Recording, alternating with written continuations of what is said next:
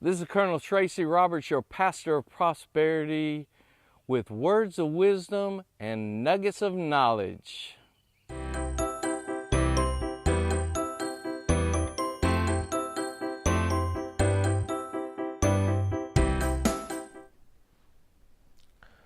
So as I work on my daily habits, things that I want to do day after day after day, that is one of the ways that I get to the place of prosperity.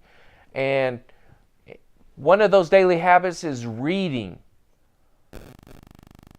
every day, even if it's just a little bit a day. Have you ever thought about, if I had one loaf of bread to keep me going for the whole week, would I eat the loaf of bread all in one day?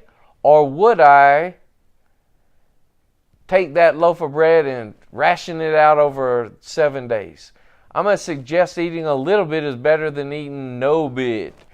And so creating daily habits of reading will open your mind. It'll turn your mind on. And one of those daily habits of reading is the book of Proverbs. So even if you have a habit of reading good books, which I encourage you, then I'm going to also invite you to read the book of Proverbs and make that your daily habit, because that is going to be one of the daily habits that will take you to abundance and prosperity. It'll give you the information that you need to take the action that you want to take and make those decisions that are going to bless you and your family for generations to come. One of the things that the great King Solomon taught me in the book of Proverbs was that you leave an inheritance to your children's children.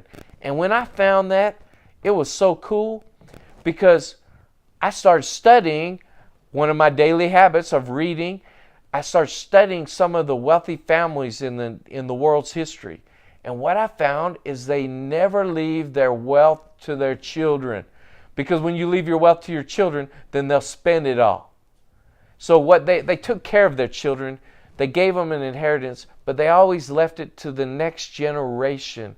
So they skipped a generation. And by doing that, it was able to perpetuate their wealth from generation to generation. And that's one of the things that I learned from King Solomon. He said, leave an inheritance to your children's children. And that has helped me change my way of thinking. Hopefully I'm going to teach my children how that they need to act and teach them good financial things. But when my grandkids come along, guess what?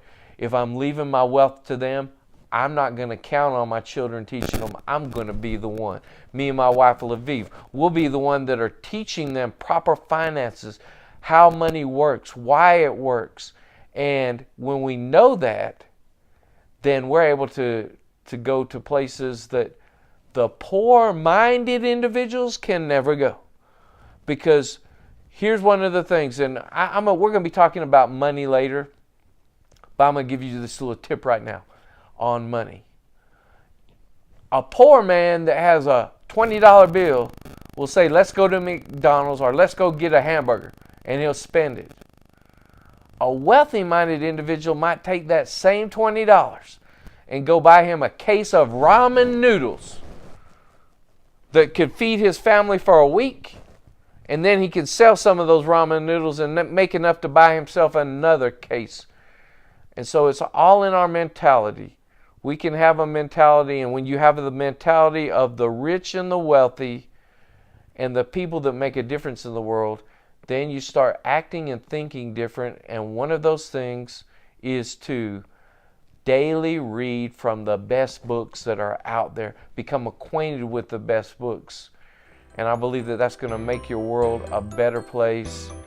God's going to bless you as you study His Word and study the great books of history.